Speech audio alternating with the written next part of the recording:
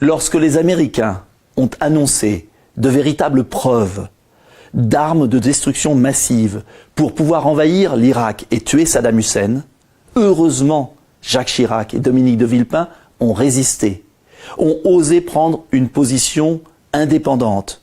Et ils avaient raison. Voilà pourquoi aujourd'hui, je suis très méfiant, très sceptique et je condamne la précipitation du gouvernement français et du président de la République pour intervenir en Syrie. Personne ne connaît vraiment la traçabilité des gaz sarins. Et nous avons eu l'expérience en 2014 de gaz qui ont été utilisés par les islamistes pour déconsidérer le régime d'Assad. Voilà pourquoi il ne faut pas intervenir tant qu'il n'y a pas une enquête internationale équilibrée. Les Américains ont refusé l'enquête russe, les Russes ont refusé l'enquête américaine. Il est vital d'avoir une véritable enquête. Par ailleurs, je dis attention. Pourquoi s'attaquer à Assad alors qu'au même moment, le président de la République a reçu le prince d'Arabie Saoudite, pays qui est responsable aussi de massacres au Yémen. Attention aux deux poids deux mesures.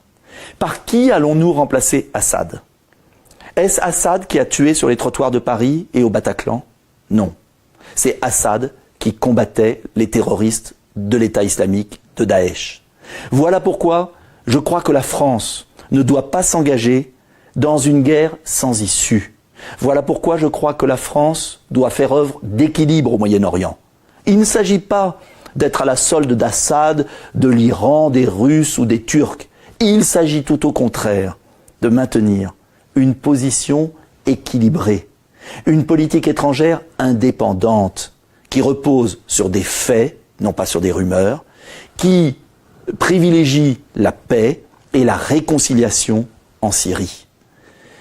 Je supplie le président de la République d'être beaucoup plus impartial, attentif et prudent, car il en va de la vie de nos soldats et de l'équilibre du monde.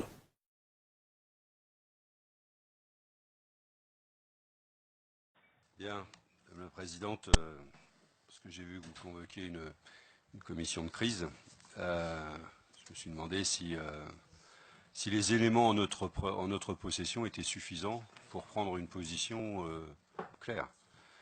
Le président de la République affirme, sans trop donner de sources très claires, qu'il y a eu attaque chimique. Les images montrent qu'il y a eu attaque chimique. On nous dit que c'est le régime de Bachar el-Assad. Moi, j'aime toujours quand on mène l'enquête, quels que soient les crimes. Quels que soient les crimes. J'ai eu la correction alors que j'en avais très envie. Poursuivez, monsieur le député. Excusez-moi, Madame la Présidente, vous ne réagissez pas vis-à-vis du commissaire. J'ai eu la correction de ne pas interrompre Meyer Habib alors que j'en avais très envie. Mais vraiment très envie, et je considérais qu'ici on avait le droit de s'exprimer et on avait le droit de poser les questions et les enjeux. Alors si je peux le faire de manière normale, ce serait la moindre des choses, me semble-t-il. Merci. Donc les questions, et justement le veto russe, moi je m'interroge, pourquoi les Russes ont-ils mis un veto? Pourquoi? Quels sont les arguments qui font qu'à l'ONU, face à ce qui est un crime contre l'humanité, un veto est mis par un État, même s'il n'est pas qualifié du monde libre par d'autres? Pourquoi y a-t-il veto? Quels sont les arguments qui ont présidé à ce veto? On ne les a pas, les arguments. On ne les a pas. On dit il y a un veto russe.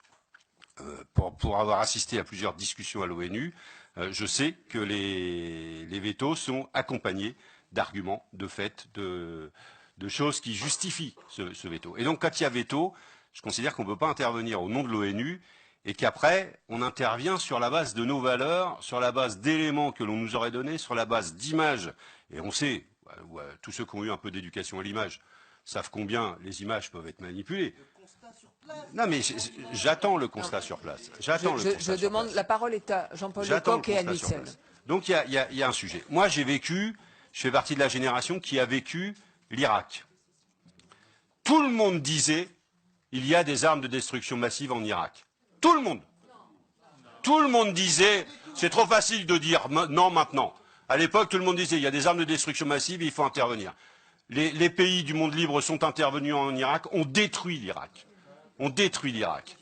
Après, tout le monde disait qu'il fallait une ingérence humanitaire rapide et urgente en Libye.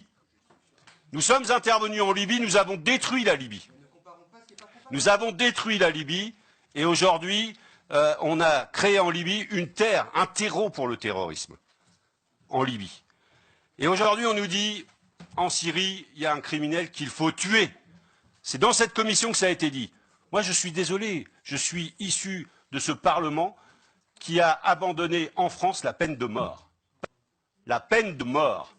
Et donc, si à un moment donné, on intervient dans un pays, c'est pour le respect du droit international, au nom de l'organisme qui porte le droit international, l'ONU, et dans ces cas-là, je considère que mon pays est dans son rôle de faire ce genre de choses, mais l'on n'intervient pas sur la base de suspicion, sur la base de non-portage de l'ONU, c'est pas possible. Et pour la peine de mort, on n'intervient pas dans ce domaine-là. On est allé tuer Kadhafi parce que l'objectif c'était de tuer Kadhafi. On a fait la ruine dans un pays. On est allé tuer Saddam Hussein parce que l'objectif c'était de tuer Saddam Hussein. On a mis la ruine dans un pays. Et aujourd'hui, je pense qu'il ne faut pas se laisser aller à ce genre de choses. Et puis, Madame la Présidente, je terminerai en disant quels sont les objectifs. On voit bien les tensions monter dans le monde, pas forcément ici, dans le monde. On voit bien le nombre de fois où on nous présente la Russie comme étant l'ennemi. Comme étant l'ennemi. La Russie est alliée dans le cadre d'accords d'alliance, d'un État à un État. C'est-à-dire la Russie est alliée de la Syrie, et donc défendra la Syrie. Comme nous, on est alliés à d'autres et qu'on défendra d'autres s'ils sont attaqués. C'est ça les accords d'alliance. Aujourd'hui, nous, on n'a pas d'accord d'alliance en Syrie. On intervient comme ça. Et puis comme mon collègue Meyer Habib a fait comme d'habitude, quoi. Moi, je pose la question du rôle et des forces qui interviennent en Syrie, de manière très claire et de manière très transparente. La presse hier s'est fait l'écho d'un raid israélien en Syrie, israélien. Et s'est fait même l'écho d'un raid israélien contre un aéroport en Syrie, et à la même minute, d'un raid israélien contre la bande de Gaza. Et dans la discrétion la plus totale. Parce que justement, la Syrie, lumière, chimique, etc., et ça permet de faire des choses inavouables à côté. Ben, bien sûr, attendez, monsieur Meyer Habib. Ah, mais j'ai compris. Est-ce que c'est autorisé? Est-ce qu'on doit l'accepter? Est-ce qu'on peut laisser se dérouler le débat dans l'ordre? Donc, voilà. Jean-Paul Lecoq, vous avez la parole et vous concluez. Est-ce qu'on doit faire silence sur cette question-là? Donc voilà les questions que je pose, Madame la Présidente. Et en tout cas, moi, je suis plutôt un faiseur de paix qu'un faiseur de guerre. Et donc, quand mon pays s'engage, il peut le faire au nom de l'ONU. Et quand il s'engage, il le fait sur la base de preuves irréfutables.